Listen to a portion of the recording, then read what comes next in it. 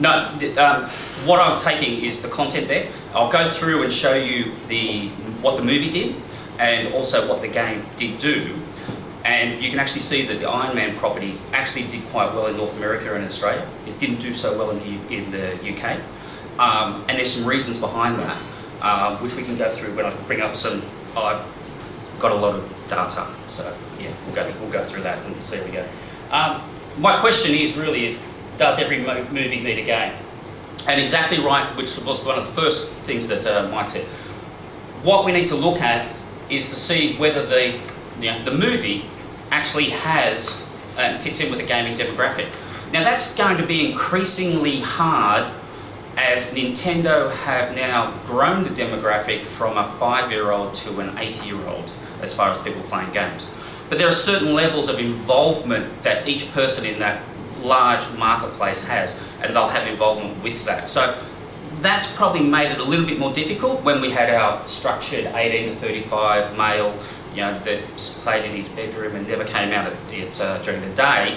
When you had that market, yes, you could define what movie and what game could work. It's a little bit more difficult now as far as with the broadening of the marketplace. So when you've got your demographic, you then go, hey, I've got a movie that appeals to this people.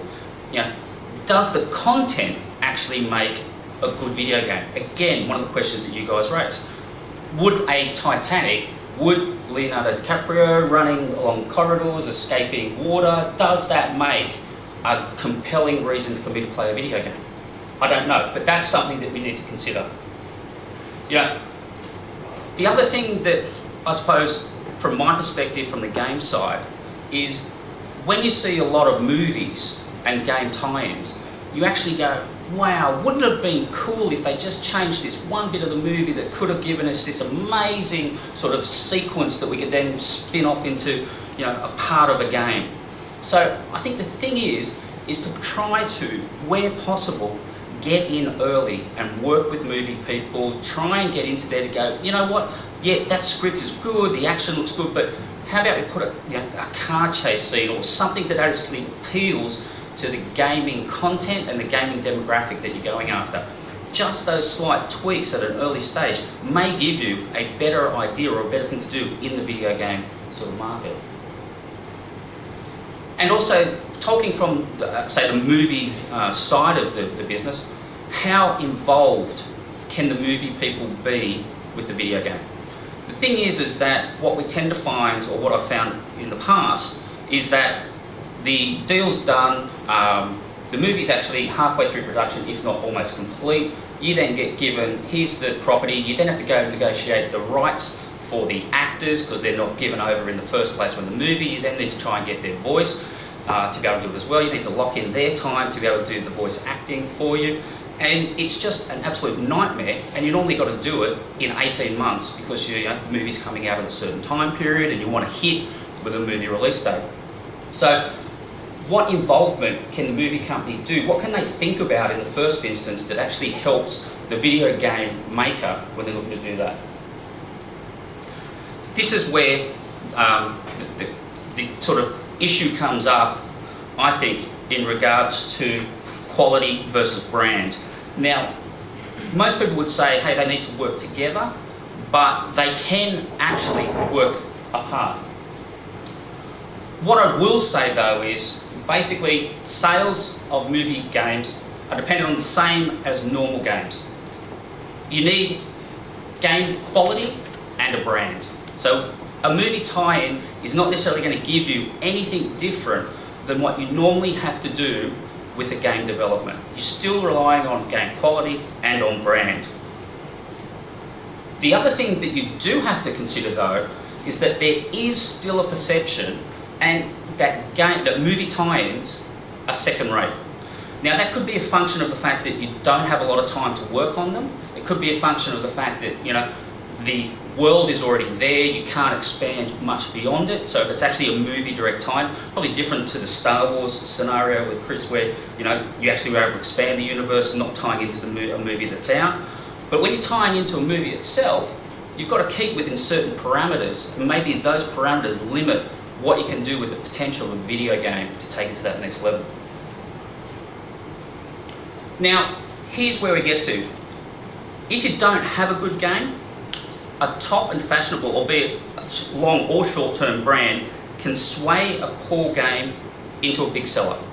And this is the Iron Man scenario right here. Iron Man as a movie came in with not a lot of, it came up with some hype, but compared to say a Spider-Man or something such as that previously, the movie didn't generate that much. But when it was launched, it absolutely flew, it took off, and everyone went, wow, what a genius, getting Robert Downey Jr. to be there. Well, it was. And you know what? The sequel that's coming up in May of next year is going to be one of the opening weekends, I think, biggest blockbusters ever, because it's now going to have the brand as well as sort of, the history to be able to be sort of a big movie. That then leads on to where does the game sit? In the case of Iron Man, it was an extension of it. It played after the fact. It allowed you to play within the Iron Man universe, and it was a big seller, but also was a big seller on the PlayStation 2 format at a $19.95 price point in the US, which, from a publisher's perspective, actually doesn't make us a lot of money. So a movie, though, can be a successful, fashionable brand. So a poor game can actually do it with a fashionable brand. I'll give you one example, and it's probably not fashionable, but it's actually just a history of a brand.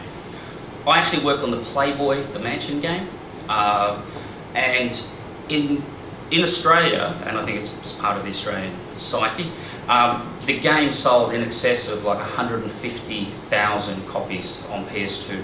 It was huge. I think we were only around about 30 or 40,000 units off selling as much as the US did. It was just huge. Now, we took 65 of our retailers to the Playboy Mansion.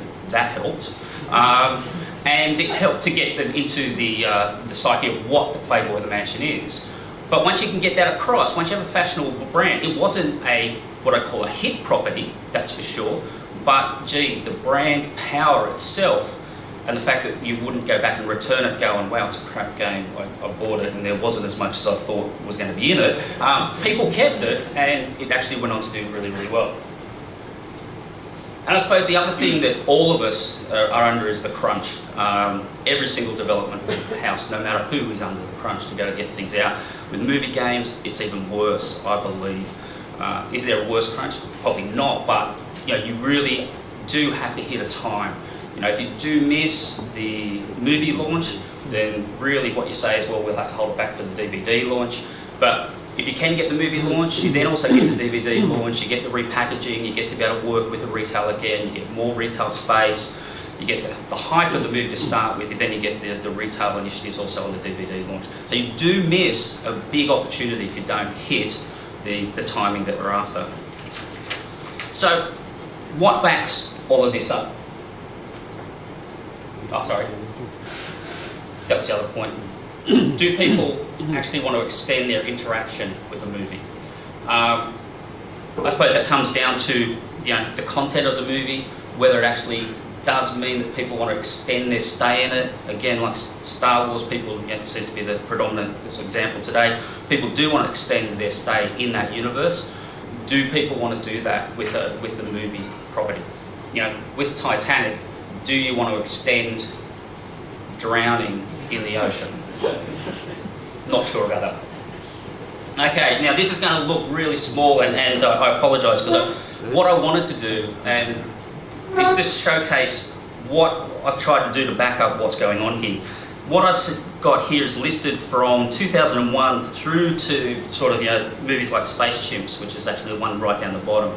This is the box office takings in Australia for movies, and look, we did a research of like a lot more movies, but it actually came out to be pretty much the same data on a lot of situations. So this goes through and shows you the box office takings. We actually got the release dates. So we've got movies like Harry Potter and Philosopher's Stone, The Lord of the Rings, Spider-Man, Hulk. We've got a lot of sequels, so you can actually start to get a bit of an idea of what happens when we start doing sequels of movies. Things like Transformers, which was huge. And then down to sort of some of the current day ones, like things like the Ratatouille's B movie, Iron Man,